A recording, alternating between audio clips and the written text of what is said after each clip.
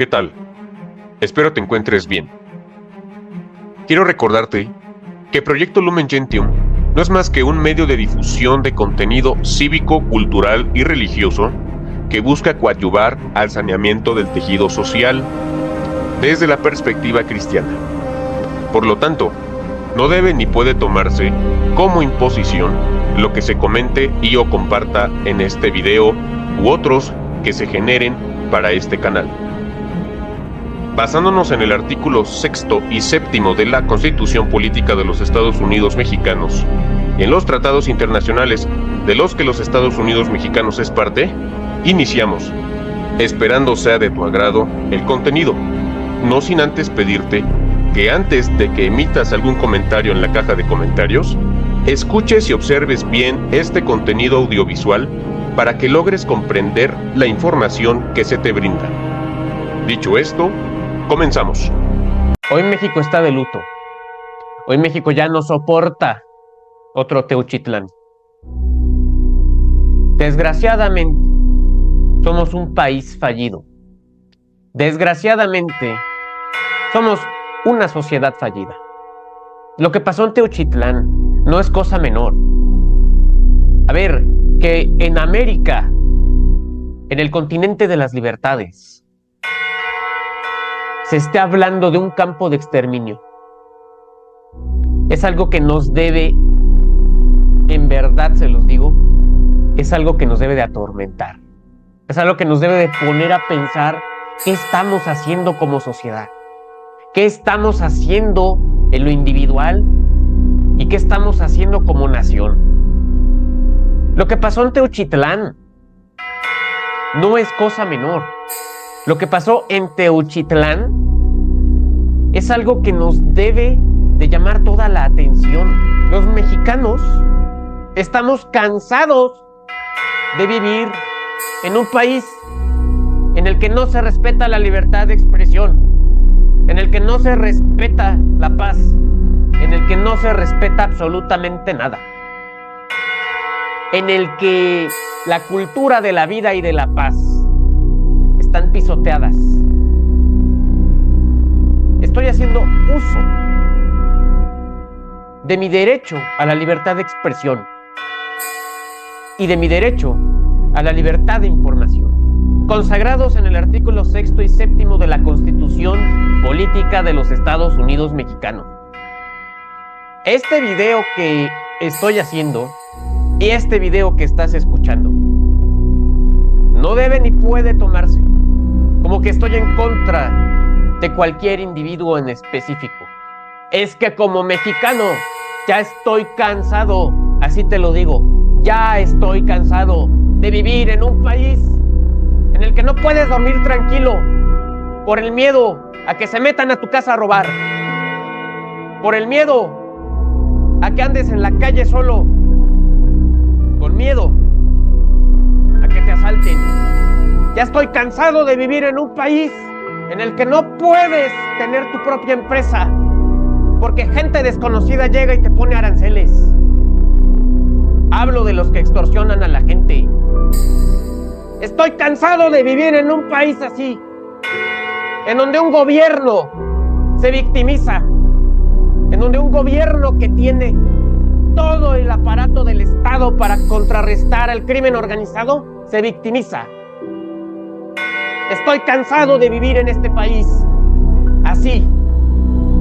Extraño ese México en el que estaba yo orgulloso de que tuviera canciones como la de Huapango de Moncayo, el mariachi, los bailes folclóricos, las playas, la tranquilidad de sus sierras. Bueno, eso ha cambiado hoy. Eso ha cambiado hoy. Y no les interesa. Eso ha cambiado hoy y no les interesa. A mí me vale Morena. A mí me vale el PAN. Me vale el PRI. Me vale el PRD. Me vale cualquier partido político. No son el país esos partidos. Son parte del país. Y perdona que hable con tanta enjundia, pero es que ya estoy cansado. Y así como ya estoy cansado yo, no me imagino lo que ha de sentir una madre buscadora al no encontrar a su hijo. Los mexicanos tenemos derecho a la libertad de expresión y no debemos de ser amenazados por ejercer nuestra libertad de expresión. Hoy traje un invitado especial. Su nombre es Juan Carlos Lee. Con él estaré dialogando acerca de este tema, porque no es un tema cualquiera, es un tema de análisis. Te pido perdón por mis gritos y te invito a que te quedes en esta entrevista, en este análisis, porque se debe de seguir hablando de este caso y de muchos otros. Ya no podemos callar, no debemos callar. Quieren que callemos, nos quieren calladitos. Pues ahora es cuando más tenemos que hablar. Gracias y que viva México.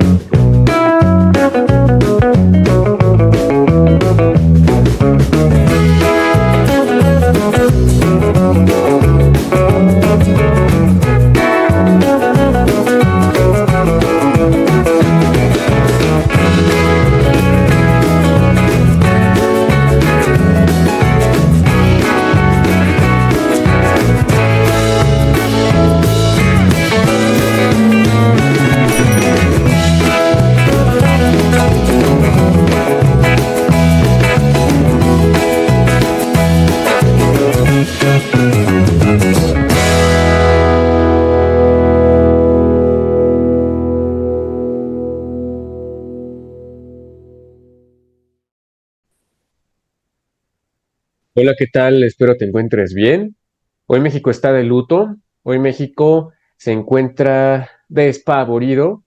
Desgraciadamente vivimos en un país en el que la violencia es el pan de cada día, y no solamente de manera física, sino también por la creación de contenido que enaltece a grupos que no están ayudando a este país a encontrar la luz. Para hablar de este tema en concreto, está conmigo mi amigo y compañero Juan Carlos Lee. Él ahorita, junto conmigo, analizará este caso de Teochitlán y algunos otros, tanto de manera espiritual, de manera cultural y también de manera política. Gracias por tu atención. ¿Cómo estás, Juan Carlos? Muy bien, Alex, muchas gracias por invitarme. Un saludo a tu amable auditorio y pues esperando que este programa pues sea de edificación y de reflexión para todos los que nos escuchan. Gracias por aceptar la invitación y pues vamos a darle, porque sí es un tema demasiado profundo. No es un tema nada más de, ay, bueno, es que no manches, están compartiendo la plaza. No, es un tema demasiado hasta espiritual, como ya bien lo dije, ¿no? Bien, vamos a hablar Efectivamente, es un tema que entraña muchas cosas. Es una crisis de valores, una crisis de seguridad, una crisis de gobierno, de administración. Es un caos total lo que estamos viviendo en nuestro país. Para ello, sí me escucho, ¿verdad? Sí, correcto. Para ello vamos a compartir pantalla y vamos a ponernos en contexto sobre qué ha pasado últimamente. Ya se ve completa, ¿verdad? Ya se ve muy bien, sí. Ok, bueno. Todo el mundo sabemos, o bueno, casi todo el mundo, que en Teochitlán hubo una escuela que le apodaron la escuelita de terror. No sé si fueron los medios de comunicación, o fue el propio crimen, o fueron las personas víctimas de todo esto. Pero bueno, no, así dice el título. Así funcionaba la escuelita de terror, el rancho en donde el Cártel Jalisco Nueva Generación adiestraba a jóvenes para convertirlos en sicarios, ¿no? El colectivo Correcto. Guerreros Buscadores de Jalisco localizó un predio con fosas clandestinas y estructuras de entrenamiento.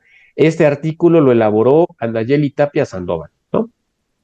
Dice, el rancho localizado por el colectivo Guerreros Buscadores de Jalisco en el municipio de Teochitlán, a aproximadamente 1 hora de Guadalajara, operaba como un centro clandestino de adiestramiento criminal y exterminio. Así lo han confirmado testimonios recabados por el grupo. En el rancho fueron halladas 3 fosas clandestinas con restos humanos, más de 200 pares de zapatos, montones de ropa, mochilas, libros, carteras y diversos objetos personales, además de al menos 3 hornos crematorios rudimentarios. También se encontraron casquillos percutidos, cargadores de armas de alto calibre, esposas metálicas, restos de droga espolvoreada, un altar a la Santa Muerte con elementos de santería cubana y estructuras diferenciadas como un cuarto denominado la carnicería, donde se realizaban ejecuciones y desmembramientos, y otro identificado como la oficina donde había ropa distinta. Eh, bueno, aquí tenemos bueno, una foto aérea de lo que era el rancho, ¿no? Dice, el lugar también incluía un galpón techado con lámina donde dormían más de 200 reclutas, presuntamente del cártel Jalisco Nueva Generación, que estaban hacinados. Estructuras de entrenamiento físico, un laberinto y botes metálicos enterrados que podrían contener restos humanos. Según detalló Indira Navarro, líder del colectivo Guerreros Buscadores de Jalisco, en entrevistas con diversos medios de comunicación, las instalaciones eran utilizadas para el reclutamiento forzado, entrenamiento violento y eliminación sistemática de personas, principalmente jóvenes, captados mediante ofertas falsas de empleo difundidas en redes sociales. Los testimonios de sobrevivientes reconstruyen el funcionamiento interno del predio, al que describen como la escuelita del terror. Dice, así reclutaban. Los testimonios indican que las víctimas eran jóvenes provenientes de otros estados de la República, como Coahuila, a quienes les ofrecían trabajos de chofer, electricista, seguridad o ayudante general a través de publicaciones en Facebook. Al aceptar la propuesta, los reclutas eran citados en la central de autobuses de Guadalajara. A partir de ese momento comenzaba su desaparición. Según un testimonio recuperado por la periodista Susana Uresti en una entrevista anterior con la esposa de una víctima, el mecanismo de reclutamiento operaba de forma sistemática. Él trabajaba en alta tensión, hablé con él a las 6 de la mañana, me dijo que había extraviado su maleta, pero que ya lo habían contactado del trabajo. A las 7 le marqué y ya su teléfono estaba apagado, relató la mujer en aquella ocasión. Una vez abordaban el vehículo en la terminal, los jóvenes eran despojados de sus teléfonos y vendados de los ojos, impidiéndoles identificar el destino al que eran llevados. El trayecto duraba alrededor de 1 hora, hasta llegar al rancho en Teuchitlán. Otro de los testimonios recogidos por la periodista al padre de una de las víctimas le señaló que incluso los de la supuesta empresa le ofrecieron a su hijo pagarle el transporte para que se trasladara fuera de la ciudad a un entrenamiento que debía tener para el trabajo. Ahora, asignación de apodos, ¿no? Adiestramiento físico y castigos letales, según los testimonios de jóvenes recabados por el colectivo, al arribar al lugar, los recién llegados eran alineados en filas y recibían un apodo. No usaban nombres, solo apodos. Pasaban lista así. Yo conté poco más de 200 personas cuando llegamos, declaró uno de los sobrevivientes. Cabe apuntar que todo este modus operandi también coincide con uno de los testimonios que hace meses dio a conocer Gus Gris en su canal de YouTube, en donde entrevistó a un hombre que logró escaparse de las garras del narco, ¿no? Eh, Hasta aquí, ¿algún comentario? Es toda una serie de informaciones que están llegando y es muy importante y especialmente importante y trascendente tratar de discernir entre lo que es real, lo que no es real y entender el juego de manipulación de este gobierno que intenta negar estas realidades terribles que estamos viendo aquí. Okay.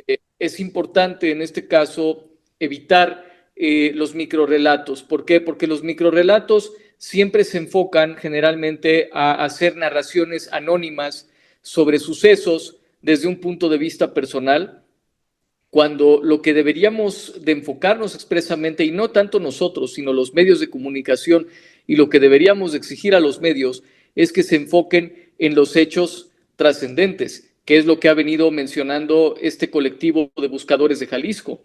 Los hornos crematorios, la ropa, la identificación de las personas que fueron asesinadas en este lugar.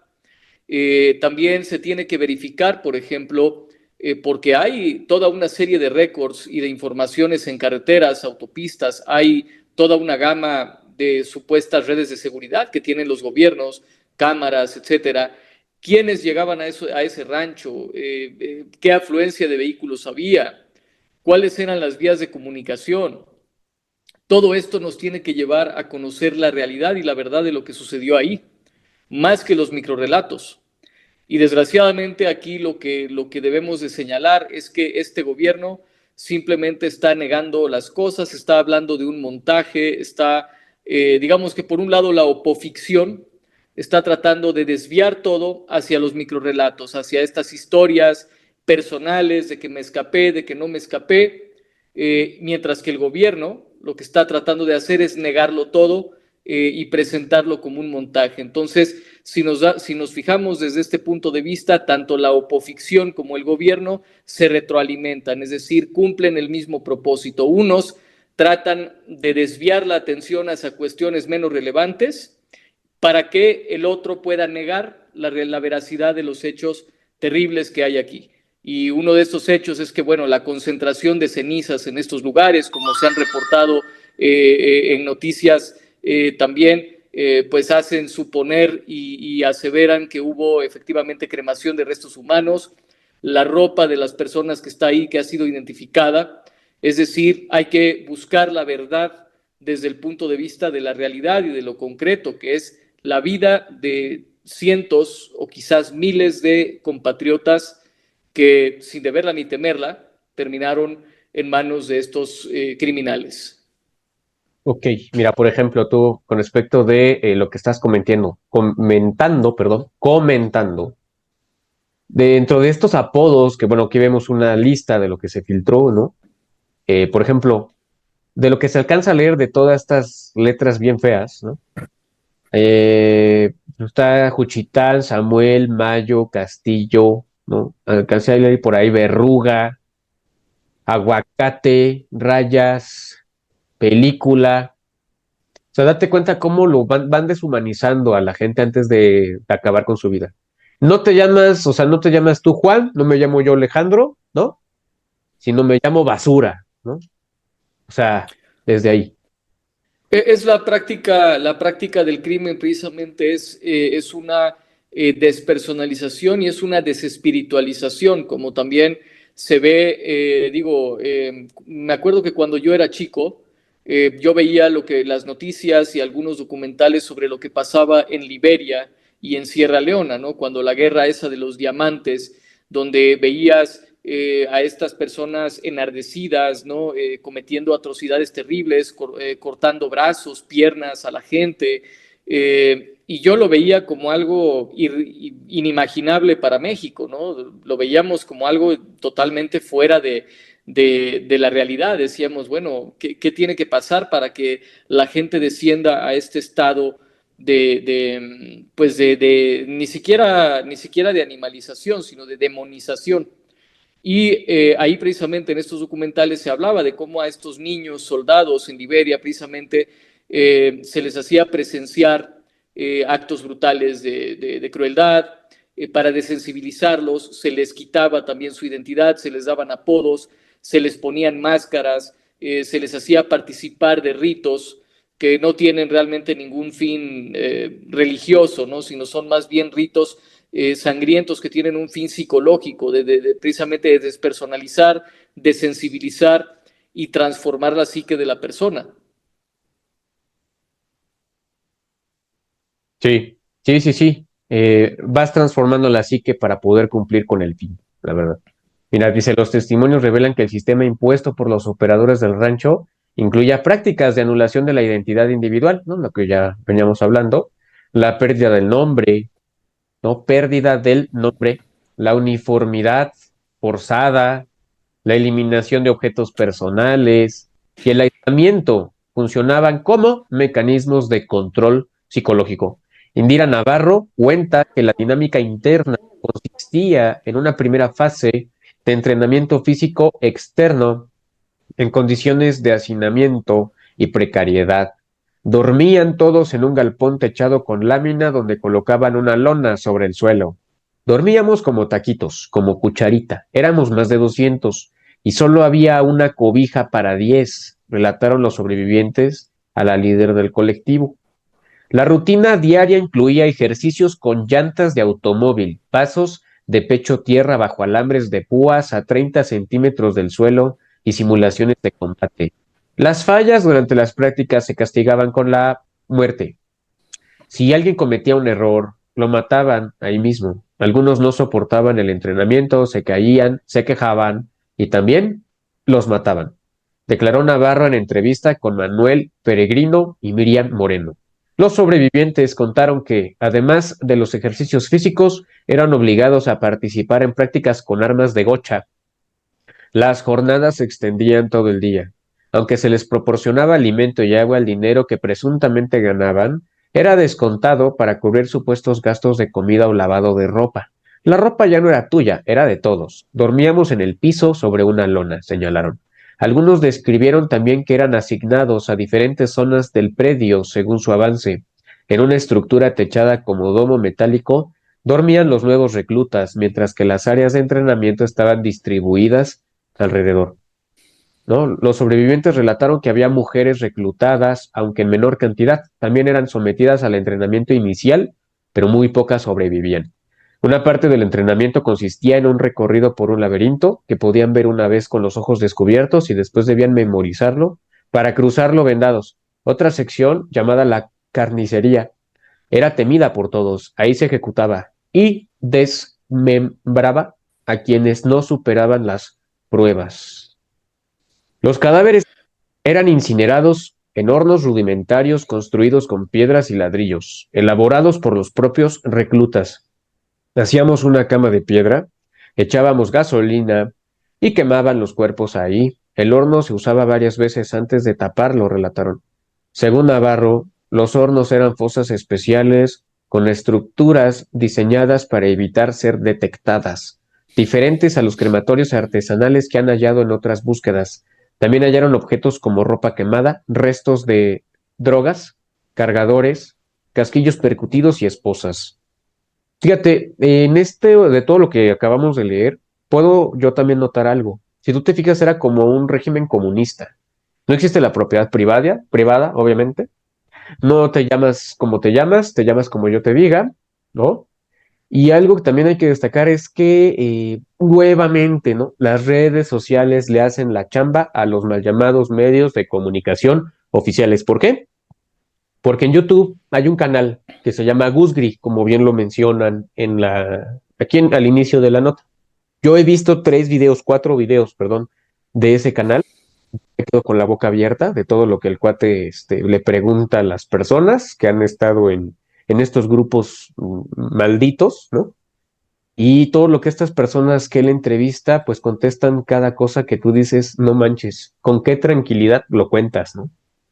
Porque evidentemente hay uno de una entrevista que le hace que escapa de las garras de un cártel y tú dices, no manches, o sea, qué suertudo, carnal, o qué valor tuviste, porque tú ya estabas muerto, ¿no? O sea, es decir, aunque tú ya sabías que te podían disparar y no ibas a escapar, lo intentaste, güey. O sea, como que no fue contigo no pudieron, psicológicamente hablando, ¿no? No sé si tengas algún comentario. Aquí, es un gran volumen de información, pero lo primero que hay que señalar es que esta comparación con el régimen comunista realmente tiene mucho sentido, porque de hecho, en mi libro La izquierda globalista, que se publicó hace aproximadamente 3 meses más o menos, ahí yo menciono que muchas de las operaciones del narcotráfico en América fueron establecidas por la Unión Soviética, mientras que en China también, bueno, posterior a la Segunda Guerra Mundial también China empezó a operar la República Popular China el tráfico de drogas en Asia. ¿Sí? Cuando estaban los estadounidenses apostados en Japón, en las bases militares, ahí fue que empezó la interacción del narcotráfico chino con parte de los soldados de Estados Unidos y de otros grupos que estaban en la zona.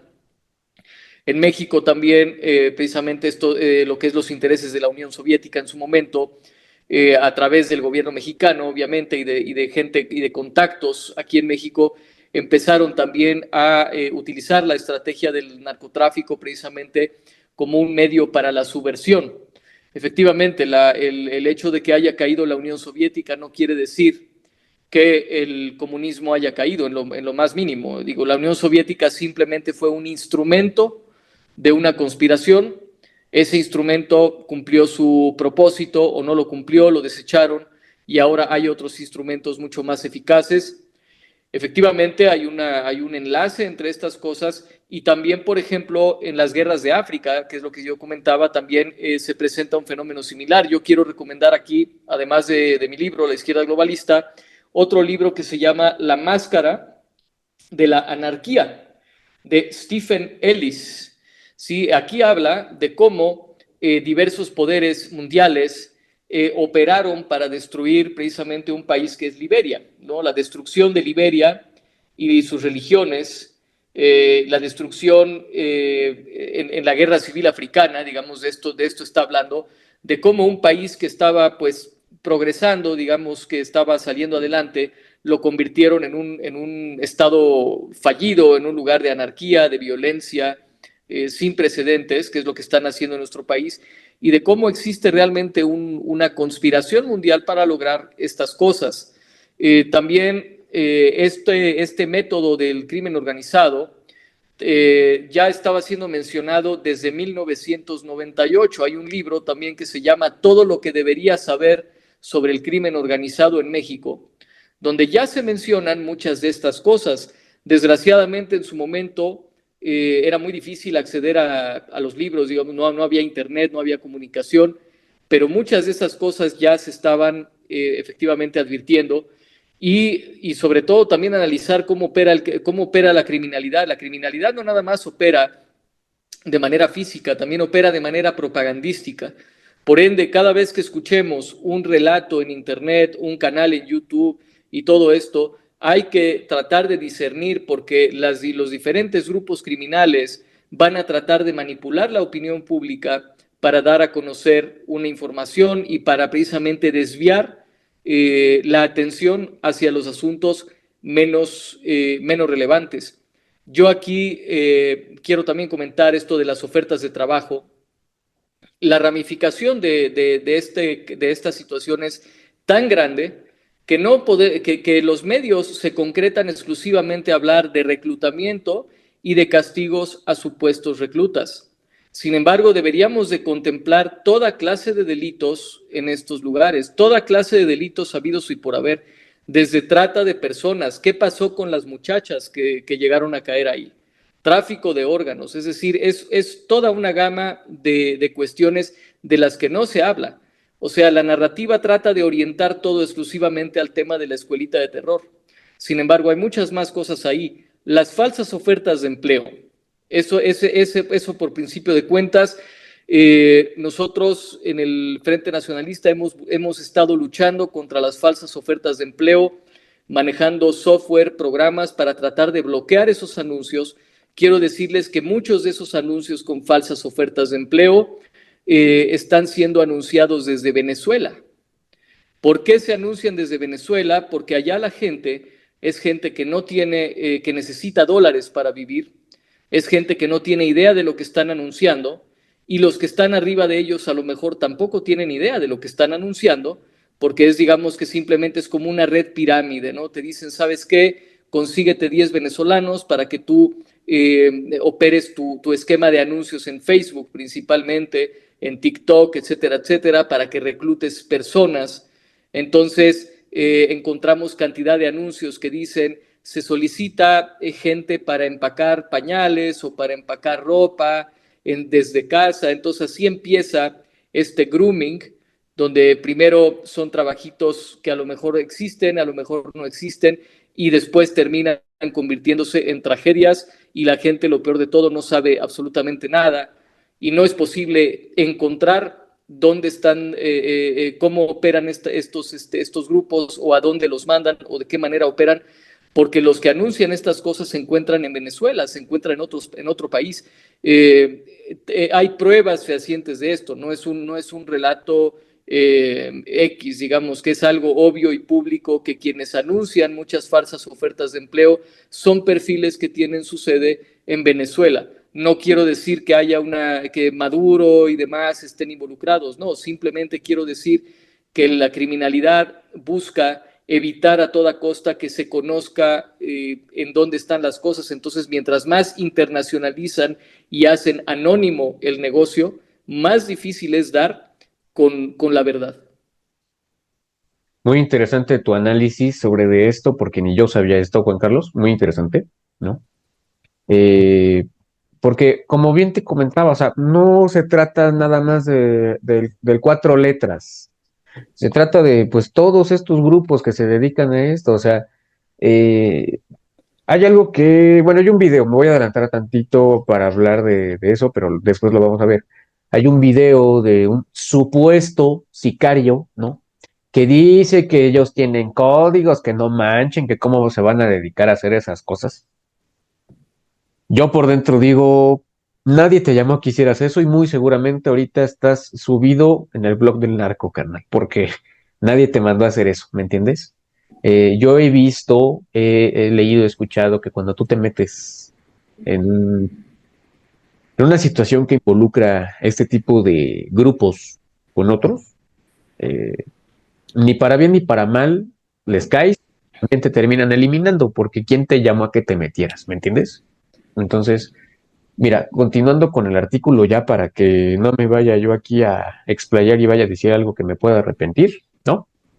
Dice, del kinder a la escuelita. El proceso de entrenamiento se dividía en etapas. Los sobrevivientes llaman o llamaban el kinder a la primera fase de adiestramiento básico. Superar a esa etapa no garantizaba la permanencia, sino que implicaba ser trasladado a una zona de mayor riesgo. Dice, cuando librabas el kinder, te mandaban a Zacatecas o a Michoacán, a la guerrilla. Ahí te enfrentabas a situaciones reales. Era la siguiente fase. Explicó Navarro que le dijeron los sobrevivientes. Los jóvenes enviados a estas regiones actuaban como combatientes sin experiencia y eran colocados en las primeras líneas con altas probabilidades de morir. ¿Hasta ahí algún comentario? Hay que entender también que este tipo de mafias, de grupos, no requieren necesariamente de anuncios falsos para reclutar personas. Efectivamente, como mencionas, desgraciadamente en nuestro país la narcocultura, que no es cultura, es una total decadencia de la cultura.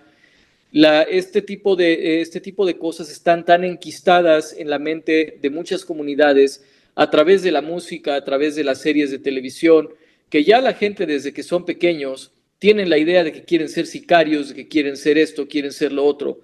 Por ende, no habría que considerar estos comunicados de estas mafias totalmente como una falsedad. Sí, efectivamente, en teoría ellos no necesitan reclutar gente a la fuerza o reclutar gente que no conozcan, porque ellos tienen pues la vía libre para reclutar gente en esas comunidades donde la gente de hecho está prácticamente añorando eso. Digo, hay muchísimos jóvenes que desde chicos no conocen otra cosa que esto y que su máximo deseo es estar ahí.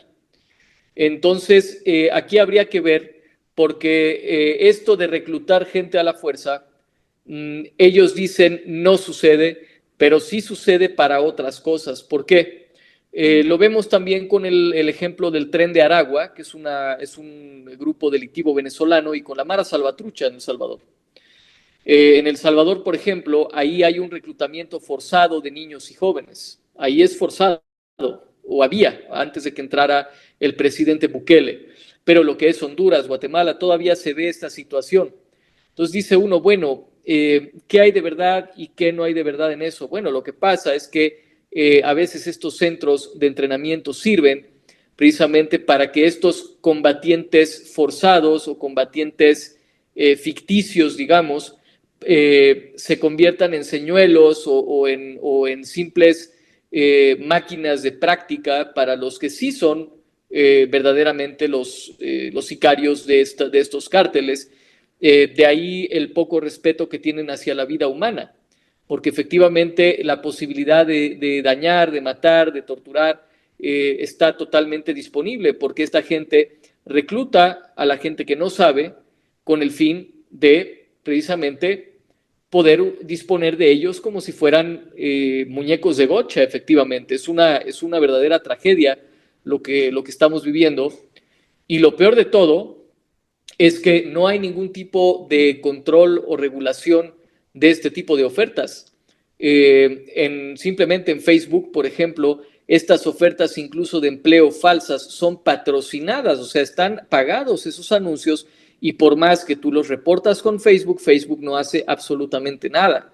Entonces, no es el tema de los narcocorridos o el tema de las armas nada más, sino es verificar dónde está el eje financiero de esto, porque estas mafias son tan grandes, tienen tantas ramificaciones, que no todas estas ramificaciones incluso ni siquiera tienen conocimiento de que trabajan para este tipo de grupos. Es como la masonería, ¿no? Como las sociedades secretas, ¿no? Tienen montones de ramificaciones y hay gente que está trabajando para ellos y ni tiene la menor idea de que está trabajando para ellos.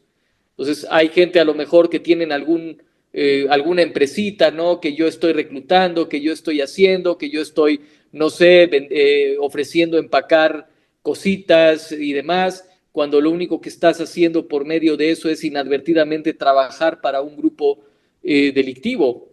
Es tan grande esto que no acabaríamos de analizarlo, y se requiere una respuesta multidisciplinaria, y lo que se requiere sobre todo es una respuesta como la de Bukele, que es precisamente declarar un estado de excepción en todos sentidos. A esta gente hay que cortarles los brazos financieros, hay que cortarles los brazos económicos, los brazos sociales, los brazos en todos sentidos. Y eso es lo que no se está haciendo. Son meras reformas, meros cambios cosméticos, pero nunca se va a llegar a la verdad si vamos a este ritmo. Aquí se requieren soluciones mucho más drásticas. Sí, entonces, mira, lo que tú comentas es muy triste, muy lamentable, porque efectivamente, pues nadie sabe para quién trabaja, la verdad. Eh, Todas estas ramificaciones que tú has comentado, ¿no? De que la masonería, eh, finalmente son el mismo bando. Los masones siempre van a decir, no, es que nosotros queremos gente de buenas costumbres, pero a la larga, pues empiezan a corromper todo lo que tocan. El Partido de Acción Nacional terminó corrompiéndose así. Muy probablemente vayan a buscar meterse en el partido de Eduardo Verástegui, porque así son, todo lo que infiltran lo pudren. Eh, Todo esto que hemos estado comentando a mí me pone muy triste, porque entonces no sé si este tema tenga solución. Yo quiero pensar que sí. Fíjate, Agustín Laje no se cansa de decir que a Occidente lo que quieren hacer es descristianizarlo, y que la batalla cultural por eso se da. Pero el cuate todavía no define si sí cree en Dios o no cree en Dios, ¿me entiendes? Entonces, yo le hago un llamado a la gente que endiosa a Agustín. Digo, me cae bien, lo sigo, ¿no? Él me anima a hacer mis videos, pero no lo idolatro. Si realmente quieren dar la batalla cultural, evangelicemos. Evangelicemos, católicamente hablando. Es el verdadero cristianismo, el cristianismo católico. Digo, tú eres copto, ¿no, Juan Carlos? Pero al final de Correcto, cuentas, correcto. tanto el catolicismo copto como el catolicismo romano eh, comparten muchísimas cosas. Digo, varían en diferentes cosas, ¿no? Obviamente, pero son muy cercanos. Efectivamente, además de que hay que tener cuidado, porque efectivamente dentro de la derecha, dentro de esta idea de la nueva derecha, que no es la verdadera nueva derecha, la nueva derecha es un movimiento que surge en Francia en los años 70, que no tiene nada que ver con lo que dicen algunos de estos escritores, digo, como Agustín Laje, como el doctor Raúl Tortolero, etcétera, etcétera. Pero existe una rama de la derecha, que esta derecha lo que hace es Ellos defienden efectivamente la cultura occidental, defienden la religión, pero porque lo ven como un instrumento para la productividad. Es decir, ellos creen que regresando la religión otra vez va a regresar la honestidad en el trabajo, y que con eso se va a recuperar la buena marcha del sistema capitalista. Sin embargo, debemos recordar que nosotros no estamos luchando por el sistema capitalista, nosotros estamos luchando por el reinado de Cristo en la tierra. Así es, o sea, mi batalla, que sí es la batalla de los demás, pero en la batalla de los demás se desvía, ¿no? Por lo que estás diciendo. Mi batalla es que el reino de Cristo se establezca en la tierra. Más que si vamos a volvernos de derecha, de izquierda, de para adelante, de para atrás. Porque hay cosas de la derecha que yo no comparto. Hay cosas de la izquierda que tampoco comparto, ¿me entiendes? O sea, sí estoy con la derecha, pero hay cosas que no me gustan. Como que se idolatra a Donald Trump, se idolatra a Eduardo Verástegui. Un católico no va a estar de acuerdo con el trato que se le está dando a los migrantes. Porque no todos los migrantes son delincuentes, por ejemplo.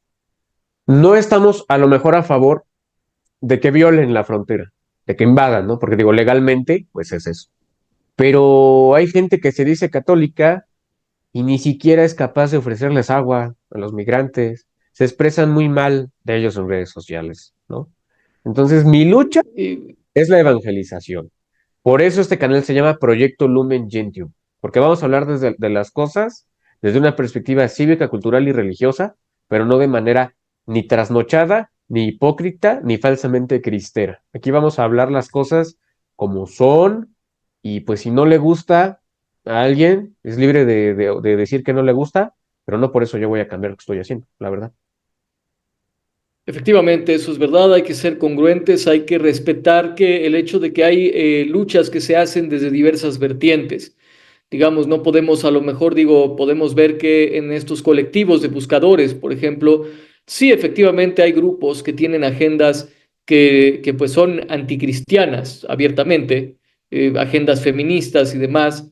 Sin embargo, debemos de tomar en cuenta de que estos hechos trágicos a veces pueden servir como un paso hacia una conversión personal de mucha gente, no nada más de las personas que han vivido esta tragedia, sino de los que han ido a acompañar, ¿no? Que el corazón de las personas se ablande en este sentido, para que podamos tomar conciencia de la importancia del problema espiritual que hay, que es también una de las dimensiones de los conflictos que estamos experimentando en México en este momento. Sí, o sea, todo esto es más, va más allá de si somos cristeros todo el tiempo, de si estamos con mi ley o no, o todo ese tipo de parafernalia que al final de cuentas no se termina traduciendo en absolutamente nada. Mira, continuando con la exposición, ¿no? Dice, los pocos que sobrevivían a esa etapa eran enviados al segundo nivel, denominado por los propios reclutas como la Escuelita del Terror, ubicada a aproximadamente 4 horas y media del área metropolitana de Guadalajara, cerca del cerro. En ese lugar el adiestramiento era impartido por exmilitares mexicanos y colombianos. Las armas ya no eran de gocha, sino proyectiles congelados capaces de penetrar la piel y desvivir. Ahí sí te mataban. El entrenamiento era táctico, te hacían pelear entre ustedes, te golpeaban, algunos instructores llegaban ebrios, se volvían salvajes. Relató uno de los testimonios recogidos por el colectivo. Digo, aquí ya empezamos a ver pues cómo este colectivo, ¿no? Pues empezó a escarbar, tomaron fotos, ¿no? A mí lo que me llama mucho Eh, la atención es, y dejando de compartir pantalla un poco, a mí lo que me llama mucho la atención es cómo le hicieron para entrar. O sea, a mí esa es la pregunta que no me deja dormir. ¿Cómo le hicieron para entrar? Porque bueno, que sí está bien lo que hicieron, ¿por qué? Porque había que hacerse, pero ¿cómo le hicieron para entrar? Es muy peligroso lo que hicieron, o sea, no es cualquier cosa, amigo. El punto aquí es que si nosotros estudiamos un poco toda la bibliografía que hay acerca de la criminalidad, le digo, como les digo, este libro de 1998, todo lo que tiene que saber sobre el crimen organizado es un buen inicio, Cuando los grupos criminales se pelean una plaza, no es nada más pelear el punto de venta o pelear el punto de trasiego, no, sino que lo que se busca conquistar es toda la plaza, es decir, todos los centros de operación de la otra mafia que está operando en esa zona. Lo que refieren algunas personas de Jalisco es que este centro originalmente no siempre fue de la mafia a la cual se está acusando en este momento, sino que originalmente era una mafia la que lo tenía, después lo ocupa otra mafia, que es la actual, y por eso es que hay tantas versiones tan en conflicto una con la otra. Por ejemplo, por un lado se habla en una noticia de que al dueño de esta parcela ejidal o de esta porción ejidal se le obligó a vender la propiedad a la mafia. Sin embargo, resulta que esta información aparentemente fue falsa porque la venta, dicen estas personas, se realizó de manera legal en su momento y sin ninguna presión. O sea, estamos hablando de los años 2010, 2011, digamos, todavía en esa zona concretamente no había los grados de violencia que hay ahora. Es decir, en tiempos todavía de Calderón y de Peña Nieto, más bien el núcleo principal de la violencia era la zona de Michoacán, de Guerrero, toda esta zona. Entonces, por eso es que hay tanta información en conflicto. Aquí volvemos a lo mismo, tenemos que dejar, yo conmino a la gente de los medios de comunicación, porque yo sé que entre tu auditorio tenemos muchas personas incluso que trabajan en medios, que trabajan en este tipo de investigaciones periodísticas, que no se vayan por los microrelatos, como lo hace Infobae. Hay que irse por las cuestiones concretas. Por ejemplo, dicen que la escuelita del terror, que era la segunda etapa, se los llevaban al cerro. ¿Dónde está ese lugar? Digo, si encontraron el rancho de Teuchitlán, el rancho Izaguirre, tiene que haber manera de encontrar el otro lugar a donde se llevaban a estas personas, ¿no? El punto donde sí se usaban proyectiles reales. ¿Dónde está? Y por supuesto que se puede encontrar. ¿Por qué? Porque hay cámaras en autopistas, en carreteras, donde debe de aparecer gente que transitaba de un lugar a otro. Esas son las cosas que debemos de exigir al gobierno, estas son las cosas que debemos de exigir también a los medios, que se pongan a investigar cuestiones concretas y que no divaguen en cuestiones sensacionalistas. Morbo. Sí, efectivamente. Ujú. Sí, no, mira, o sea, lo que se busca decir o lo que quiero entender es tú no desprestigias lo que está haciendo el colectivo, más bien lo que buscas hacer o declarar es efectivamente lo que yo también he pensado, es que se dejen de centrar en cosas farandulescas, cosas morbosas. La gente quiere saber los hechos. Si estás hablando de un cerro, vas y tomas la foto del cerro, te grabas en el cerro, o sea, ¿sí me entiendes? Porque a mí no me vengan de que Pero aquí no, es que son hay que señalar también. Ajá, sí, sí, sí. Hay que señalar que el colectivo de buscadores no es el que está desviando la atención. El colectivo de buscadores está buscando los datos concretos, es decir, lo que yo he mencionado, que es lo que ellos también están diciendo. ¿Cuáles son las vías de comunicación? ¿Para dónde iban? ¿A dónde se llevaron a la gente? ¿De dónde se la llevaron? ¿Qué transporte se usaba? ¿Qué personas llegaron ahí y quiénes no salieron y quiénes salieron? Eso es lo que los colectivos quieren saber. Quienes están desviando la atención hacia ese tipo de cuestiones morbosas y demás son los medios de comunicación y los influencers en YouTube principalmente y en otras redes que realmente no tienen un interés real, muchos de ellos, en que se conozca la verdad o en apoyar a estos colectivos, sino más bien lo que buscan es precisamente obtener, por un lado, seguidores, likes, y por otro lado, contribuir a la campaña de desinformación que estamos viviendo. Entonces, efectivamente, cuando estos colectivos encuentran este lugar, ¿no? ¿Cuál es la reacción del gobierno? Dicen, pues hay que investigar al colectivo porque cómo fue que dieron con eso, ellos deben de saber. Están tratando de criminalizar a las víctimas otra vez. Eso es lo que está tratando de hacer el gobierno. Y por otro lado, las narrativas periodísticas morbosas, lo que están haciendo paradójicamente es favorecer al gobierno, porque están dándole credibilidad a un gobierno que dice, no exageren, no fueron así las cosas, etcétera, etcétera. Entonces es un engaño contra la gente. Y recuerden este tema de las disidencias controladas. El gobierno es quien está controlando todos, a unos y a otros. Entonces, yo aquí sí me guío por esta idea de la opoficción. Sí, esta opoficción, estos grupos de rosa y de morado, son gente que le hace el juego al gobierno. Xóchitl Gálvez, Jorge Maínez, toda esta gente son paleros del régimen, son paleros del régimen. Por eso ellos fueron recientemente a una marcha allá a la Ciudad de México Sí. para desacreditar a estos colectivos, para hacerlos ver mal, Mira, porque saben que ellos son, que donde se presente Xóchitl, donde te vean con Xóchitl Gálvez es como tener una cicatriz, ¿no? Aquí en la cara, ¿no? ujú. Mira, continuando con este tema que ya va a terminar, o sea, la primera nota periodística, ya vamos a tocar eso de la ley del narco, de cómo lo hicieron para adquirir el predio, ¿no? Ujú. Dice, quienes finalizaban esta fase eran considerados elementos útiles para el grupo delictivo y enviados a zonas controladas por mandos superiores. Los mandaban a la sierra, donde ya no había comunicación, solo usaban radios. De 200 sobrevivían alrededor de 30, dijo Navarro. Según el colectivo, el predio funcionó durante más de 3 años, se iban unos, llegaban otros, era una rotación constante.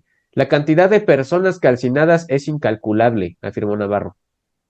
Los sobrevivientes relataron que había mujeres reclutadas, aunque en menor cantidad. También eran sometidas al entrenamiento inicial, pero sus testimonios específicos no fueron recuperados en esta etapa. Algunos jóvenes afirmaron que las mujeres tampoco sobrevivían si no cumplían las pruebas y que muchas murieron durante el proceso. La falta de información concreta sobre su destino es una de las ausencias más inquietantes del relato, ¿no? Ahora vamos con el segundo, digámoslo así, artículo periodístico, del cual pues tú hablas, ¿no? O iniciaste ahorita hablando de lo del Rancho Izaguirre, ¿no? La ley del narco, así fue como el cártel Jalisco Nueva Generación despojó del Rancho Izaguirre a un poblador. De acuerdo con el medio MX, se realizaron trámites de manera irregular para el cambio de régimen de propiedad ejidal a propiedad privada. Bueno, ahí está el rancho, ¿no? Dice, hay múltiples preguntas sin responder en el caso del Rancho Izaguirre en Teuchitlán, Jalisco, entre ellas la posible colusión de las autoridades locales y estatales. Una reciente publicación de MX revela el modus operandi del cártel Jalisco Nueva Generación, organización que estaría detrás de los hallazgos en este predio para despojar de su propiedad a un poblador. Don Genaro Ramírez, nombre que se le dio para preservar su seguridad. O sea, no es el nombre real, es un nombre ficticio, por eso dice nombre que se le dio para preservar su seguridad. Era el dueño de esta parcela, aunque hace algunos años este terreno dejó de ser administrado por él, según la investigación realizada por Esteban David Rodríguez. Según la historia ampliamente conocida por colaboradores, perdón, por pobladores de la estanzuela de Teochitlán, en 2012 un par de hombres llegaron hasta el domicilio de don Gerardo, donde estaban él, su esposa y su hija. Los sujetos evidenciaron su interés por adquirir su parcela, tanto que uno de los hombres tomó a la joven y le advirtieron que de no hacer negocios con ellos, le harían daño. Dice don Genaro que los hombres que hablaron con él no iban armados, pero ni falta que hacía por la manera y el imperio con el que le hablaron, dijo uno de los habitantes al citado antes mencionado. Cuando fue encarado por estos hombres, fíjate cuántas faltas de ortografía de este artículo, ¿eh? Don Genaro estaba cerca de sus 50 años y no tuvo alternativa más que vender su parcela, aunque el certificado parcelario lo conservó, sin hasta ahora saber por qué por qué aquellos hombres le habrían dejado aquella documentación. Pero ello no fue impedimento para que tiempo después se construyera la barda perimetral y el ahora ampliamente conocido zaguán con la leyenda Izaguirre Rancho. Tras la coacción de don Genaro para ceder su propiedad, la familia no presentó alguna denuncia ante las autoridades locales o estatales, ello por temor a que su hija pudiera estar en riesgo por las amenazas recibidas. Vivió con miedo desde entonces, dijeron sus conocidos. Incluso don Genaro contrajo mal del Parkinson, que se asocia a la tensión que le causó el despojo de su terreno y saber quiénes se habían quedado con el mismo, pues pese a no haber una confirmación de la ocupación de los compradores, no era difícil deducir. Ahora dice, reaparición del rancho. Esteban David Rodríguez señala que no fue hasta este año en que a don Genaro y su familia los alcanzó aquel suceso de 2012, pues el ayuntamiento requirió el pago del predial de la parcela, que significaba una cosa que el rancho había pasado al estatus de dominio pleno, en otras palabras, se convirtió en propiedad privada, aunque alguien tuvo que haber dado alta en el catastro del ayuntamiento de Teochitlán, pero no fue alguno de los familiares o el propio don Gerardo, perdón. El periodista recuerda que para que se realice dicho trámite debe haber aprobación de la Asamblea Ejidal. Debe haber una solicitud formal ante la Secretaría de Desarrollo Agrario, Territorial y Urbano y ante el Registro Agrario Nacional, además de que el interesado debe presentar documentación original incluida la identificación del ejidal, entre muchos otros requisitos que aparentemente no se cumplieron. Vecinos dijeron a MX que nunca hubo asamblea de ejidatarios que autorizase el dominio pleno. Y don Genaro dijo a paisanos que el certificado de derecho parcelario no fue prestado, entregado ni sustraído del lugar en que lo tenía su hija. Por ello se desconoce cómo es que se pudo concretar este trámite, ¿no? Entonces, digo, con respecto a Aquí esto habría que que, acabamos de leer, ¿qué opinas? sí, aquí habría que verificar en primer lugar si esta información es real y hay que verlo porque efectivamente hay comisariados ejidales y volvemos a lo mismo, hay que ir a la información concreta, que la prensa vaya a la información concreta, es decir, en qué o sea, no son ventas anónimas, no son ventas clandestinas. Una venta ejidal, aunque no sea de propiedad privada, digamos, en la práctica sí es una propiedad privada, porque ya no es una tierra colectiva, digamos que hay títulos parcelarios o hay cada posesionario de una parcela individual. Sí, cuando hace una venta de una propiedad, efectivamente lo da a conocer al comisario ejidal, se hace todo ese procedimiento efectivamente. Y aquí, por ejemplo, si efectivamente obviaron todas estas cosas e inscribieron al registro público o cambiaron como dominio pleno la gente del catastro en esa zona, pues hay que ver qué funcionario lo hizo y con base a qué documentación.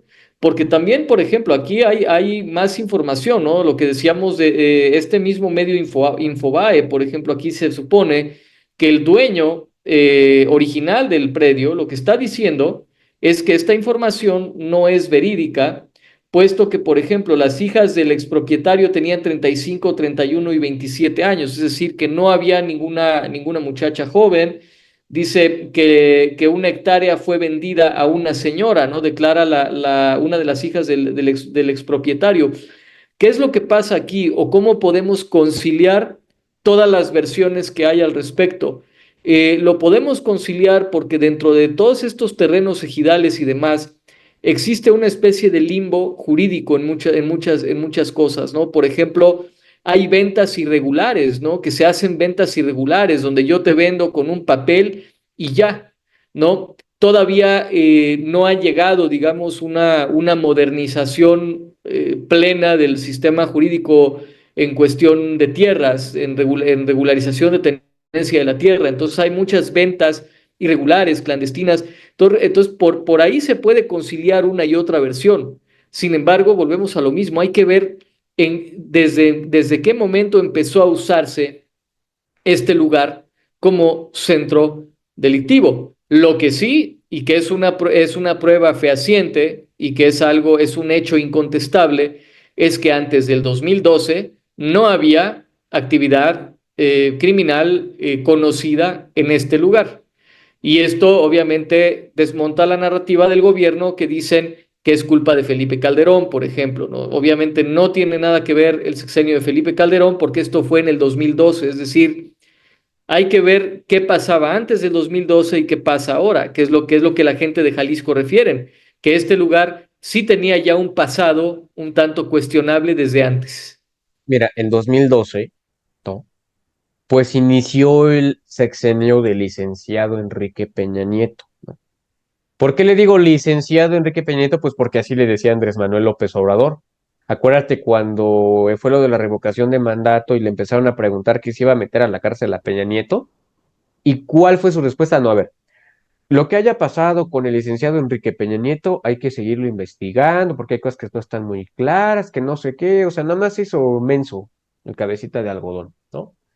Pero siempre es echarle la culpa a Calderón. Ahora, no voy a defender a Calderón, no estoy defendiendo a Calderón, pero es que ya aburren. O sea, siempre la culpa la tiene Calderón.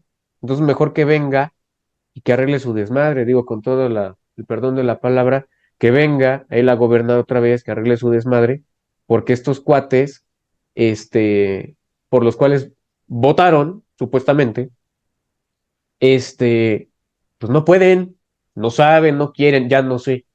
Entonces, pues a lo mejor Calderón sí podría hacer algo, ¿no? Porque yo como mexicano, pues ya estoy harto, la verdad ya estoy harto. Nada más se la pasan echándose la papa caliente, ¿no? Y aquí no se trata de ver aquí quién se hace más menso, por no decir la palabra suez. Aquí se trata de resolver una situación y están perdiendo tiempo. Yo como mexicano quiero respuestas, quiero seguridad. A mí me vale qué partido está implicado, a mí me vale quiénes estén implicados, porque al final de cuentas, como sabemos que siempre se protegen entre sí, pues da igual a qué partido pertenezcan, honestamente, ¿no? Así Pero, es un pacto de cúpulas, un pacto de impunidad entre gobiernos. Obviamente, si a Andrés Manuel López Obrador no le dieron la presidencia en el 2006, pero sí se la dieron en el 2018, es porque obviamente hubo compromisos que adquirieron con los que estaban antes, y este es precisamente ese pacto de impunidad que también los opositores o la oposición va a tener que respetar, porque seamos honestos, ¿no? El PRI y el PAN sí le entran mucho a la retórica, y está esta señora abortista feminista Kenia Rabadán, ¿no? Ahí con su pañuelo verde y haciendo toda una serie de aspavientos, ¿no? En marchas y todas esas cosas, pero todo eso es careta, es fachada. Ellos nunca van a llevar a Andrés Manuel López Obrador y a su equipo ante un tribunal para que sean juzgados, del mismo modo en que Andrés Manuel López Obrador jamás iba a hacer lo propio con el expresidente Salinas, por ejemplo, con el expresidente Cedillo.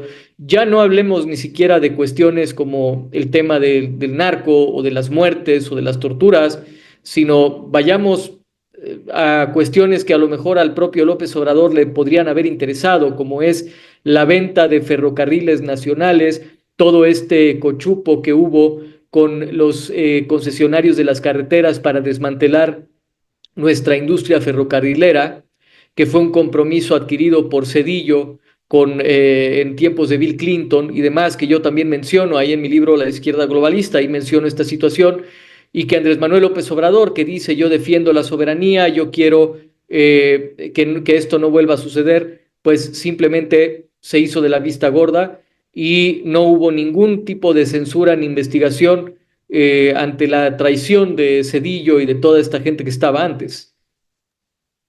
pues sí, o sea, al final de cuentas, como yo te puedo decir, el gatopardismo, ¿no? A todas estas, a Kenia López Rabadán, a Xochitl Gálvez, a Maines, le valen corneta lo que le pase a México. Mira, no hubo peor debate presidencial como el de hace un año, o bueno, perdón, como el de hace unos meses, perdón, entre Sheinbaum, Xochitl y Maines. Ahí tenías al pobre sonsolento de Maines queriendo debatir entre dos mujeres. O sea, discúlpame, pero todo el mundo sabíamos que Maines estaba ahí nomás para andar fregando, para quitarle votos a Xochitl. Independientemente de que no iba a ganar Xochitl Gálvez, para eso pusieron ese güey ahí, ¿no? Y Exactamente. para que ganara Sheinbaum, de manera, disque más apabullante, ¿no? Que todo mundo que nos quiera la ardilla, sabemos que fue un fraude. A ver, mira, te voy a decir algo antes de que me digas lo que me tienes que decir. Mira, la realidad de las cosas, y es algo que no quieren entender las personas. Muchas personas, mediante su ingenuidad, hartazgo y visceralidad, confiaron en Andrés Manuel López Obrador y en un partido fundado por priistas, panistas y perredistas mediocres, resentidos con la vida y con la política, ¿sí? Ahorita ya los tenemos en el poder enquistados. No sé si los vayamos a sacar, no lo sé, no lo sé. Pero se les avisó, se les avisó. Si bien es cierto que el PAN y el PRI no eran ni la panacea ni la última coca en el desierto, creo que no estábamos tan mal, pero podemos estar mejor y ahorita estamos muy mal. ¿Qué ibas a decir? Estaba yo comentando precisamente que es correcto, lo de las elecciones pasadas fueron unas elecciones de trámite, unas elecciones totalmente negociadas. Digamos que la señora Sheinbaum, pues ya todo el mundo sabía que ella iba a ganar, y digo, eso era ya un hecho, no tenía contendientes prácticamente. Siempre hubo una simulación de parte de Xóchitl Gálvez, de parte del equipo de campaña de ella, y además que hubo también esta expresa intención de evitar que Eduardo Verástegui estuviera en las boletas a través de un sabotaje legal, digamos, a través de la aplicación, a través del tema de las firmas, a través de toda una serie de mecanismos que impidieron que Eduardo estuviera en la boleta, de amedrentamiento hacia las personas que tuvimos desplegados para recolectar firmas, agresiones y toda clase de situaciones que en su momento se reportaron y que no se dieron a conocer. Y por eso es importante, como decimos, que si Eduardo Verástegui hace su partido y lo logra, es esencial que no permita que las candidatas y candidatos del PRI y del PAN se apropien del nuevo partido. Desgraciadamente ya hay algunas personas, algunas señoras principalmente, con algunas ideas de feminismo, con algunas ideas un tanto ya equivocadas en ese sentido, que pues por el mismo tema de la paridad y demás están tratando de infiltrarse en el partido de Eduardo Verástegui, como decíamos, pues para convertirlo en una herramienta más del sistema, y ojalá que Eduardo y la gente que está al frente de ese proyecto no permitan que este tipo de situaciones eviten que su partido se convierta en un instrumento para la liberación de México por la vía democrática y de la participación, para desalojar a este régimen corrupto, criminal que tenemos en nuestro país.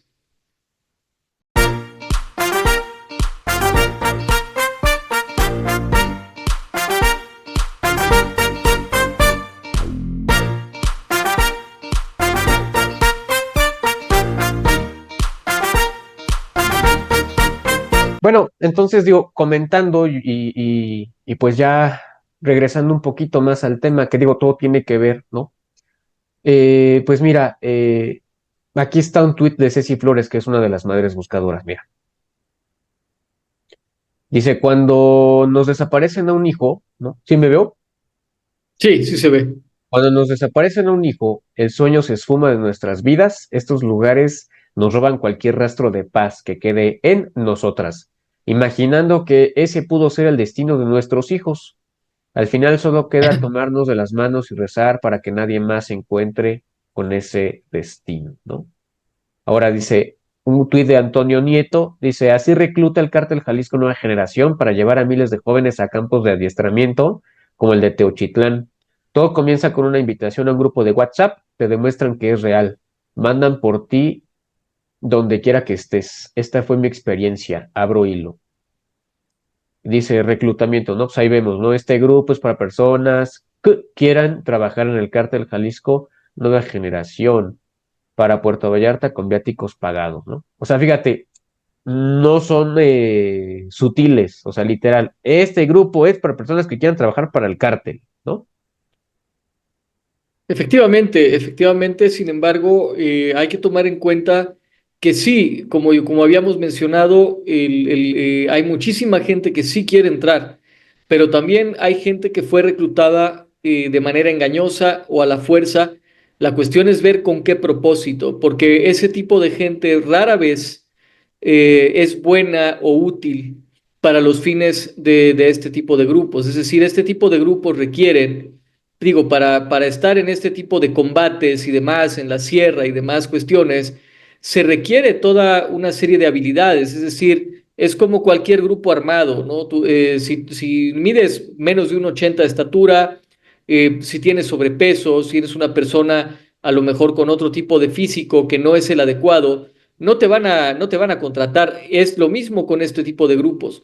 Habría que ver aquí por qué a la gente X, comunes y corrientes, personas que no tenían ningún perfil de tipo militar o de tipo paramilitar, por qué objeto fueron reclutados y con qué propósito y cuál fue el destino de esas personas. Por eso hay que cuestionar esta narrativa de que todos fueron simplemente reclutados a la fuerza y que fueron de uno u otro modo forzados a participar en entrenamientos y que por eso los eliminaron. Habría más bien que pensar que fueron eliminados porque fueron utilizados para otro propósito.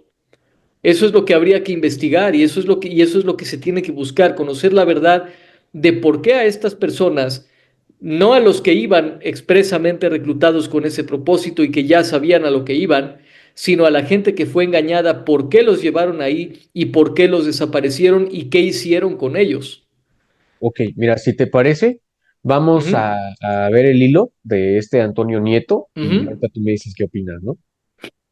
Dice, al grupo se entraba por invitación de uno que ya estuviera adentro. Los administradores informan la paga y si levantabas la mano, te mandan mensaje privado y pedían tu ubicación. Después, si estabas en Guadalajara o Zapopan, te enviaban un taxi para llevarte a una de sus oficinas, ¿no? Aquí ponen la foto más adelante. Dice, mándame privado, bueno, reclutamiento puerto, mándame privado, ¿no? Mándame privado. Se da mes y medio de adiestramiento. Durante el adiestramiento se les paga de 4,500 a 5,500 semanales. Pasando el adiestramiento se les sube la paga, depende de cómo trabajen, de 6,500 a 8,500 semanales el descanso. Es cada mes y medio, cuando mucho. Pasando el adiestramiento, durante el adiestramiento van a estar incomunicados y se les quitan celulares. Los autobuses se estarán pagando hasta nuevo aviso, gracias, ¿no? Bueno, dice, una vez en el taxi el conductor te tomaba una foto y la enviaba a los administradores. Ellos la publicaban en el grupo para que los demás vieran que la cosa iba en serio. El reclutado enviaba un último mensaje al grupo y era eliminado del mismo. Órale. Cada 24 horas salía un autobús con decenas de reclutados. El destino, Puerto Vallarta o Tala, Jalisco, donde en ese momento estaban operando los campos de entrenamiento del cártel. Tala está a solo 19 minutos en coche de Teuchitlán. Había muchos aspirantes fuera de Jalisco. Ellos tenían que acercarse a dicho estado, pero en algunos casos mandaban por ellos hasta Chiapas. Entonces un presunto comandante del cártel se presentó en el grupo, ¿no? Dice, ya tienes mi número, este otro dice que va a venir por mí, voy a estar en Chiapas, desde allá me puedes ubicar, ¿no? Nada más aclarando, ahí hay un número, más 1780 es un número de Estados Unidos. Ujú. Sí, porque también andan infiltrados los gringos, ¿no? Muy Dice probablemente sí. que Simón carnalito, que esto sea en serio, estoy dispuesto a trabajar para el señor Nemesio. Otros que me bloquearon nada más me dijeron que sí, nunca me dijeron respuesta, carnalito. Como lo que tú comentabas, ¿no? Una aspiración, una ansia, una obsesión para entrar a que te quiten la vida, porque eso es a lo que entras. No entras a plancharle los trajes al cuate no entras a hacerle de comer, no entras a lavarle su auto, no entras a aspirarle su casa, entras a que te mate, ¿no? Dice, se identificó como el K-20 o Calavera. Exigía seriedad al tiempo que decía ser colombiano. Y justamente en Puerto Vallarta, el jefe de plaza es un hombre colombiano, Carlos Andrés La Firma, ligado a la autoría intelectual del ataque contra Omar García Harfuch. Mira, fíjate, vamos a ponerle play. Vea, le voy a decir unas cosas y se las voy a dejar Ya. claritas. Yo soy colombiano, soy uno de los comandantes que entrenan a los muchachos, más conocido como el K-20. Vea, ustedes se ponen a hablar y hablar de nosotros que damos mal diestra y se desmadre, pero nosotros ahorita estamos hablando por acá, porque es un grupo. El grupo no es el del trabajo oficial, ¿sí me entiendes? O sea, este grupo es para agarrar los morrillos, porque aquí salen un chingo, sí. Pero el grupo oficial, es el que nosotros mismos lo armamos y metemos allá los elementos que están activos. De resto, nada más, ¿sí me entienden? Y con ellos sí no se bromea, nomás se les da órdenes. Pero estoy bromeando con la gente que no está trabajando, ¿sí me entiendes? Así Bueno, aquí para empezar aquí, esta A voz, la gente no le gusta sí así, pues tenemos, que busque por otro lado, derecho y ahí pues tiene las puertas abiertas. Y ustedes quieren conocerme en realidad, como soy con los elementos en el trabajo, nomás conozca cómo es uno, cómo es que cuando ustedes llegan apenas le parto la madre en el cerro, para que sean serios. eh, Pues, primero que nada, ¿cuál es mi análisis de este audio?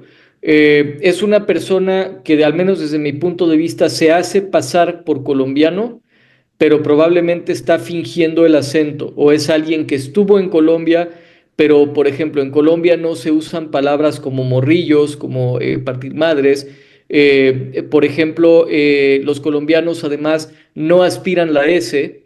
Y por momentos a este tipo como que se le va la S, ¿no? Como que dice hiciste, o sea, como que empieza a utilizar expresiones que no, que se ven un poco forzadas. Entonces, pues efectivamente hay mucha desinformación y esta gente se presentan como extranjeros, a veces son identidades falsas, son identidades truculentas, eh, precisamente con el fin de evadir una identidad. En los reclutas de bajo rango, lo que se busca es efectivamente despersonalizar, desensibilizar, pero quienes asumen en este tipo de grupos ciertas identidades, pues lo hacen con el fin de confundir a veces. Entonces, son cosas que igual se tienen que analizar desde un punto de vista, pues, multidisciplinario, ¿no? A nivel policíaco, demás. Es decir, el hecho de que esta información esté siendo publicada nacionalmente y que la propia información esté rebasando a la investigación que hacen las autoridades, pues es una situación inquietante. Es decir, en las redes sociales, como decíamos, van mil veces más adelante que la autoridad. Podemos casi estar seguros de que la autoridad ni siquiera ha analizado muchos de estos audios. Sí, como decíamos, ¿no? O sea, nuevamente, ¿quién hace la chamba tanto a los disque medios de comunicación oficiales, las redes sociales, y a la policía, las redes sociales, ¿no? Esta es la foto, ¿no? Dice, luego de varias semanas, los administradores publicaban este tipo de mensajes en el grupo. Saludos al comandante Calavera. Esto era con el fin de que los aspirantes vieran que al final sí se integraban al grupo delictivo, ¿no? Dice, videos como este eran publicados para darle credibilidad al reclutamiento. Generalmente eran de comandos en Zacatecas y Jalisco, de cómo habían aprendido a disparar, a desmembrar, a halconear. Los videos eran terribles, jugando fútbol con cabezas humanas. Eh, a los aspirantes también se les metía miedo de que esto no era una broma, un timo o un juego. Era realmente un grupo para reclutar sicarios y sicarias. De los 50 que había en el grupo, tras unas semanas quedaban 15. Si no mandabas ya tu ubicación para el taxi, te sacaban. Y mira, mira, ¿qué vemos aquí, mano? Sí, es terrible esto. Y hay una cantidad en todo lo que es la red oscura, el dark web, pero también en muchos grupos de Telegram, en otro tipo de esquemas, incluso páginas operadas desde Rusia, desde otros países, China, Vietnam. Este tipo de videos de crueldades son vendidos e incluso compartidos gratuitamente en una gran cantidad de grupos. Y volvemos a lo mismo, son tantos y tantos y tantos videos que a veces las autoridades no están conscientes de esto. De verdad una cantidad de crueldades que están siendo filmadas y que a veces las autoridades ni siquiera saben cómo buscar estos videos. No hay manera de que ellos puedan entrar, que administrativamente, digamos, pues la policía y las autoridades están atados de brazos, porque para todo necesitas una denuncia, el Ministerio Público, toda una serie de requisitos legales que son imposibles de cumplir.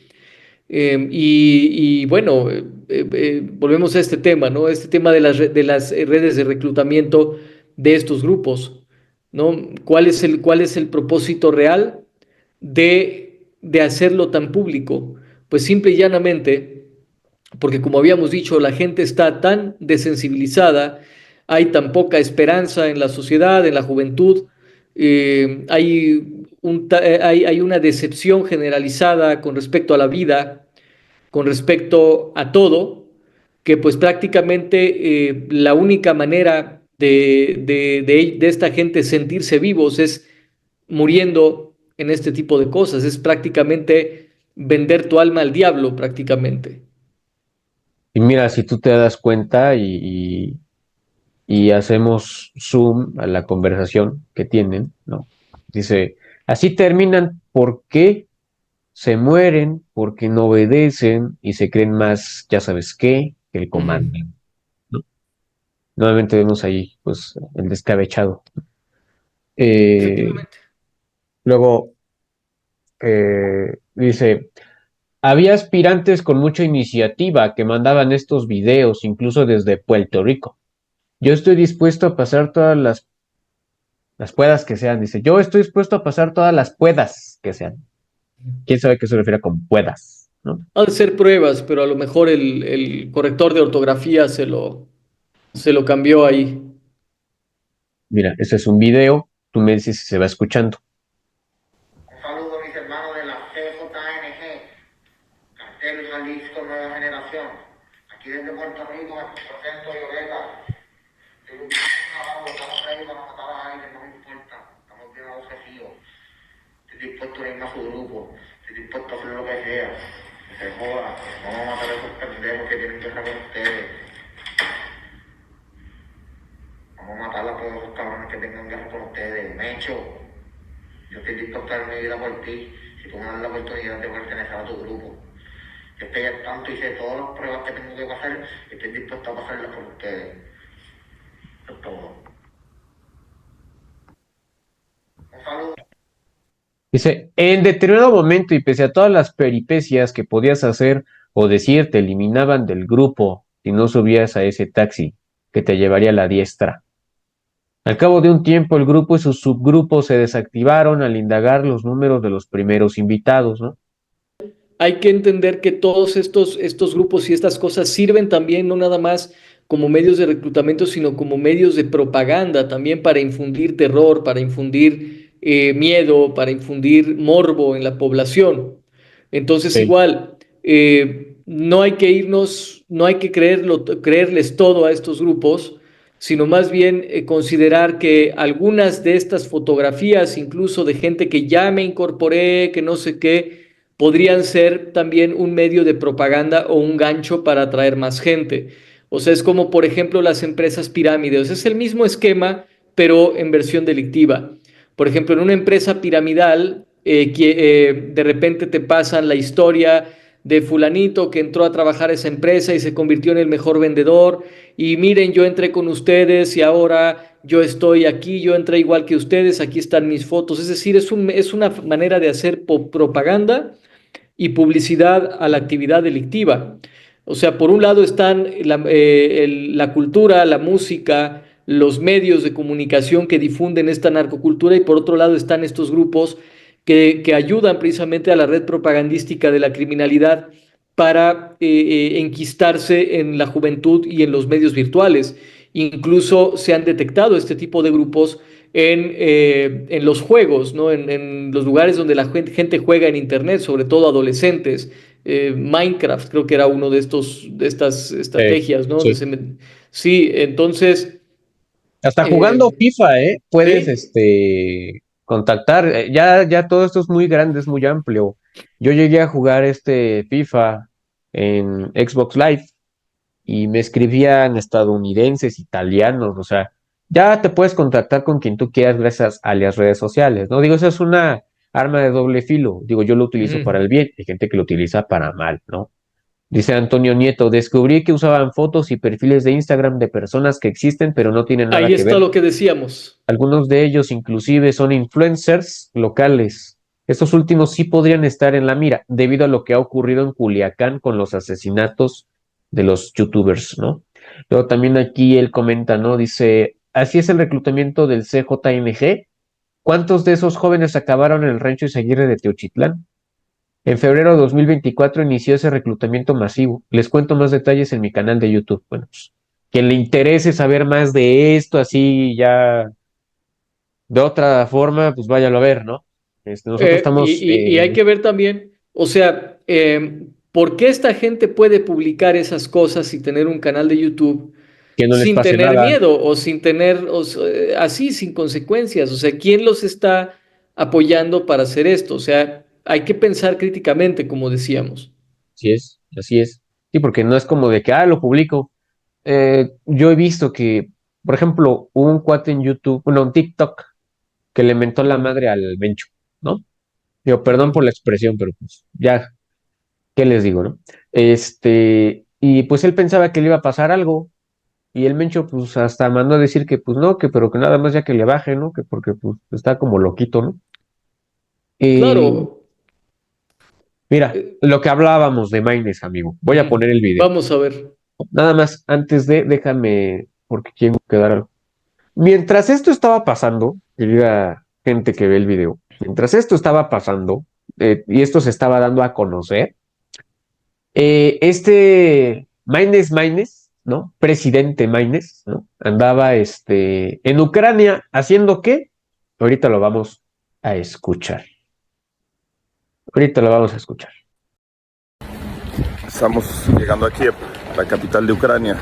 Hace más de 4 meses que se dio inicio a una injusta, artera invasión militar por parte de Rusia a este país libre y soberano, que ha cobrado miles de vidas, que ha ocasionado que millones de personas, 4,5 millones de personas, hayan tenido que cruzar la frontera, de ser desplazadas para buscar mejores oportunidades, y que es una guerra sumamente desventajosa, desigual, que condenamos enérgicamente y que por eso decidimos hacer esta visita a invitación del gobierno de Ucrania, del Parlamento de Ucrania, y estar aquí, estar en Kiev, en Ucrania, condenando enérgicamente la invasión militar desde nuestra representación en el Congreso de México y desde nuestra posibilidad como seres humanos de manifestarnos frente a la guerra y a la vulneración de la paz y de la libertad de un pueblo. Pues sí, Bueno, viendo la paja en el ojo ajeno, teniendo la viga en el propio, ¿no? El total desinterés por la cuestión nacional, que digo, son muchísimos más fallecidos aquí en México que los que ha habido en Ucrania. ujú. Esto sin contar que esto de que Ucrania es un país indefenso y que además eso es una tontería también, porque Ucrania, a final de cuentas, fue apoyada con millones y millones de dólares por parte de la administración Biden, por parte de la OTAN, ¿no? De Israel. Es decir, no hay ninguna agresión injusta ahí, no es una guerra desigual.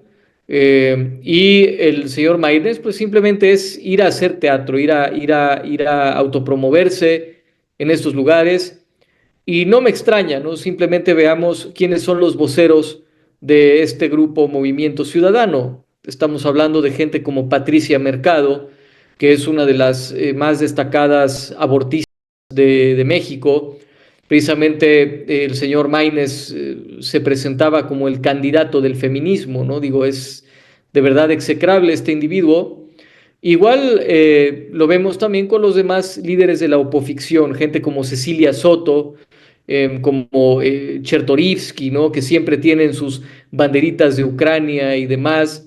Pero la realidad es que donde está la violencia a topes aquí en México y donde verdaderamente hay una lucha desigual, una lucha injusta, es precisamente en nuestro país, porque todos los ciudadanos de nuestro país estamos expuestos a este tipo de situaciones. Ya no es nada más quien se quiere meter al cártel, ya la extorsión está a tope en todos lados. No puedes poner un negocio porque te extorsionan, no puedes vender cultivos porque llegan a tu parcela, te empiezan a hostigar, te quieren obligar a cultivar cosas que no debes de cultivar.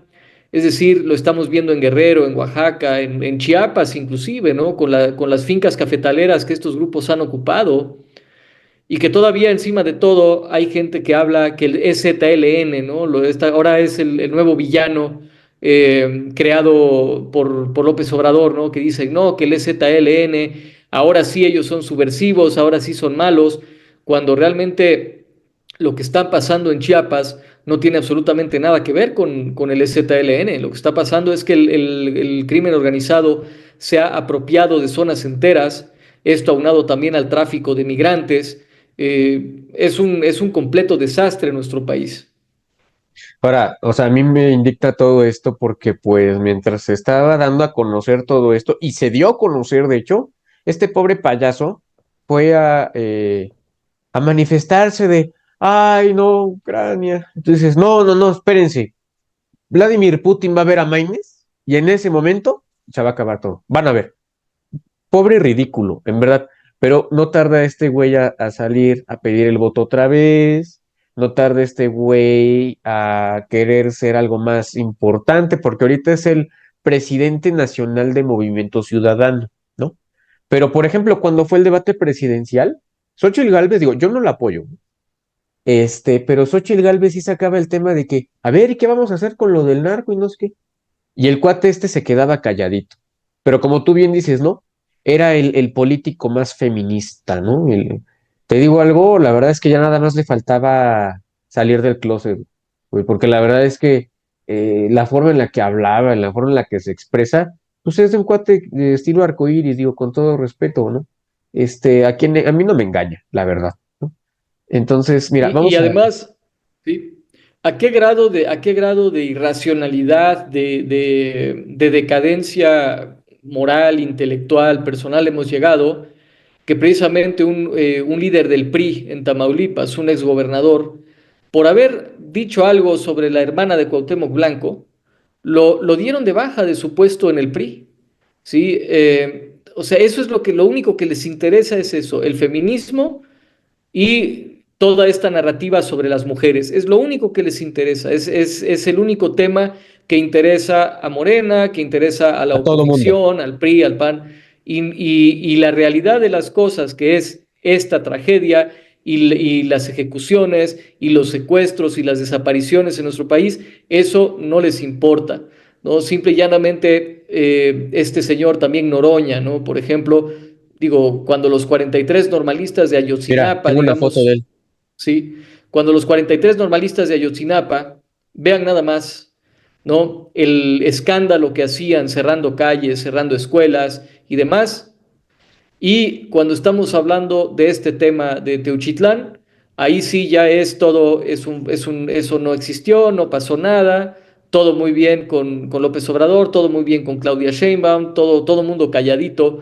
Digo, de verdad, esta gente que nosotros creíamos luchadores sociales, que creíamos gente honesta, que tenía ideales y demás, o que así se presentaban ante la ciudadanía, gente como Noroña, gente como, digo, Maines nunca fue un luchador social, fue un junior, ¿no? Pero Noroña, por ejemplo, sí se presentaba como un gran luchador social, lo mismo López Obrador, pues los vemos totalmente alejados del pueblo, en una conducta totalmente deleznable. El señor Noroña en París, en Nueva York, viviendo pues prácticamente un idilio parlamentario desde hace décadas, cuando lo que debería de estar haciendo él, lo que debería de estar haciendo López Obrador sería estar con estos colectivos buscando a los hijos de estas personas.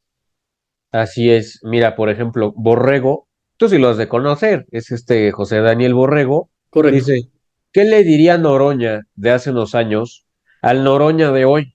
Recuerdo que los muertos de sexenio anteriores, los muertos de Calderón y los muertos de Peña, hoy no son muertos y desaparecidos de nadie, pues Noroña duda que existan, ¿no?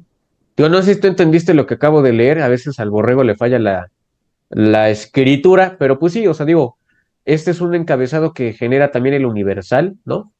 Dice, ¿quién dice que los zapatos son de desaparecidos? Noroña acusa golpeteo mediático por Teuchitlán.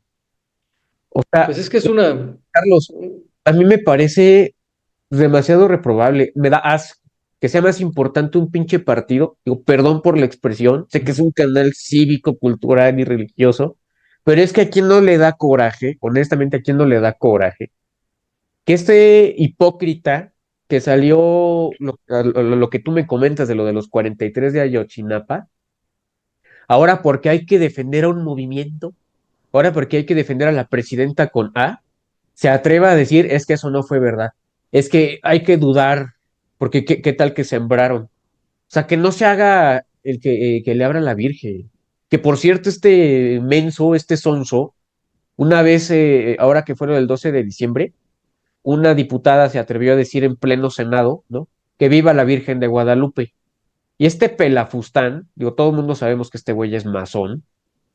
Obviamente no le pareció porque pues los malditos masones han fundado este país, ¿no? Lo que conocemos como México, pues lo quieren descristianizar, lo quieren quitar la religión, o sea, todo, todas las religiones, ¿no? Pues sí, le dijo que estábamos en un estado laico y que casi casi se callara. Hay video de eso. Lo que este idiota no entiende, digo, idiota es el ajeno a la realidad, el ajeno a la verdad, ¿sí? Es que un estado laico no es un estado antirreligioso, un estado ateo, un estado anticatólico, un estado anticristiano en general, ¿no? Es un estado que no va a promover una religión. Y la diputada o senadora, que en este caso era senadora, tenía todo su derecho a decir viva la Virgen de Guadalupe porque los derechos humanos individuales están por sobre encima del colectivo. Y lo dice alguien que estudió derecho, o sea, yo soy abogado. Entonces, a mí que Noroña no me quiera venir a decir que el Estado laico, y luego también que me quiera venir a decir que sembraron esos zapatos casi casi, porque pues es claro que van a seguir saliendo cosas. O sea, ya estamos a 1 de abril, Juan, y siguen saliendo cosas. Me parece asqueroso.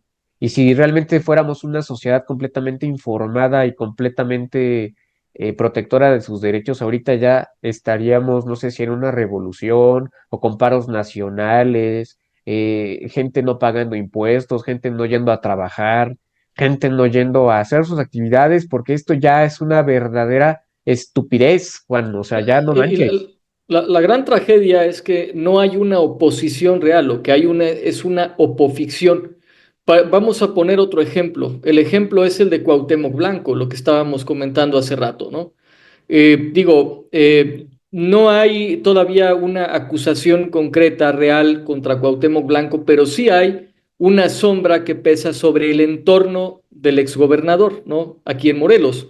Un hombre que, bueno, viene de Tepito, ya es mala señal, ¿no? Porque todos sabemos que allá opera una mafia, ya es mala señal.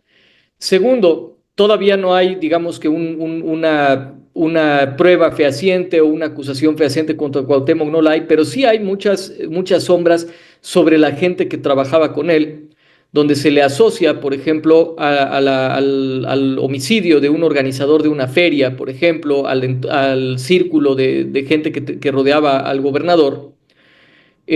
O sea, son acusaciones gravísimas, es un aumento de la extorsión, de la criminalidad, ejecuciones todos los días, es una cosa terrible lo que pasa, sobre todo en Cuernavaca, en la capital ahorita está bastante fea la situación, y sin embargo la opoficción, Xóchitl Gálvez y todas estas señoras salen a hablar sobre el tema del supuesto abuso contra la hermana, que a mí me parece, pues francamente una cosa que lo más probable es que ni siquiera sea verdad. ¿Y por qué lo hacen? ¿Por qué la oposición apoya este tipo de cosas? Porque lo que hacen es hacer que ellos quieren quedar en ridículo a propósito frente a la ciudadanía para fortalecer la narrativa del gobierno, es decir, se retroalimentan. Ellos son los paleros del gobierno, digamos.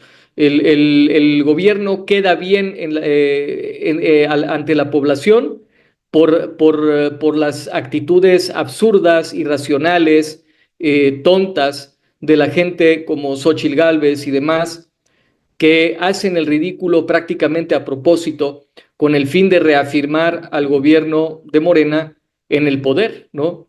Es decir, desvío la atención sobre lo importante, me voy me magnifico una tontería y de esta manera el hecho concreto, que es en este caso la sombra de dudas sobre el aumento de la criminalidad bajo el gobierno de Cuauhtémoc o el caso de Teuchitlán, ¿sí? Ese hecho concreto queda olvidado y enviado al baúl de los recuerdos, como desgraciadamente yo creo que va a suceder. Yo veo que si no hay una verdadera oposición en los próximos meses, si no se logra constituir un nuevo partido político de oposición conservador.